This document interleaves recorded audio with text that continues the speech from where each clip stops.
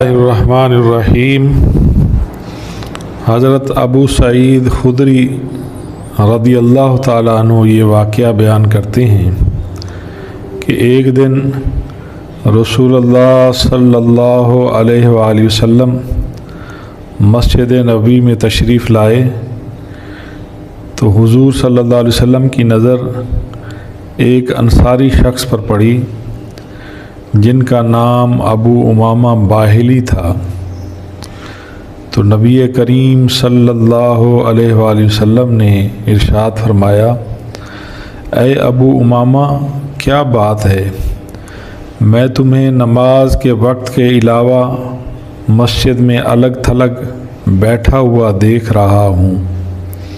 تو حضرت ابو امامہ باہلی رضی اللہ تعالیٰ عنہ نے عرض کی، یا رسول اللہ صلی اللہ علیہ وسلم، کیا بتاؤں، مجھے غموں اور قرضوں نے گھیر رکھا ہے۔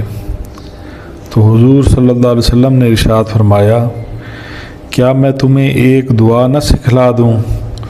جب تم اس کا ورد کرو تو اللہ تعالیٰ تمہارے غم دور کر دیں گے اور تمہارا قرض اتار دیں گے۔ تو حضرت ابو امامہ رضی اللہ تعالیٰ عنہ نے عرض کی، یا رسول اللہ، ضرور سکھا دیں۔ تو حضور صلی اللہ علیہ وسلم نے ارشاد فرمایا کہ پھر صبح اور شام یہ دعا پڑھا کرو، اللہم انی اعوذ بک من الہم والحزن واعوذ بک من العجز والکسل واعوذ بک من الجبن والبخل وَأَعُوذُ بِكَ مِنْ غَلَبَةِ الدَّيْنِ وَقَهْرِ الرِّجَالِ۔ ترجمہ، یا اللہ، میں فکر اور غم سے آپ کی پناہ لیتا ہوں، اور میں بے بسی اور سستی سے آپ کی پناہ لیتا ہوں، اور میں کنجوسی اور بزدلی سے آپ کی پناہ لیتا ہوں، اور میں قرض کے بوجھ میں دبنے سے اور لوگوں کے میرے اوپر دباؤ سے آپ کی پناہ لیتا ہوں۔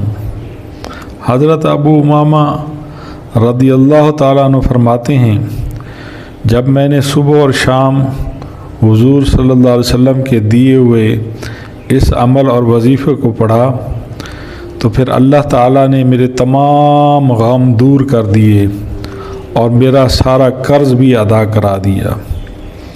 تو دوستو، اس کا طریقہ یہ ہے کہ جب تک آپ کے غم اور دکھ اور قرضہ اتر نہ جائے، آپ اس وظیفے کا صبح اور شام ورد کریں۔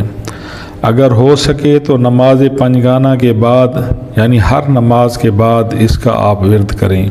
محترم سامعین اور ناظرین، دی گئی ہدایات کے مطابق عمل کریں اور عمل برقرار رکھنے کے لیے روزانہ کی بتائی گئی پابندی ضرور کریں، اور ہر وقت باوضو رہیں، پاک و صاف رہیں، اور نماز والا درود ابراہیمی وظیفے کے شروع میں اور وظیفے کے آخر میں 7 مرتبہ یا 3 مرتبہ ضرور تسبیح کریں۔ ہماری ویڈیو اچھی لگے تو چینل کو سبسکرائب اور لائک کر دیں۔ آپ کی دعاؤں کے طالب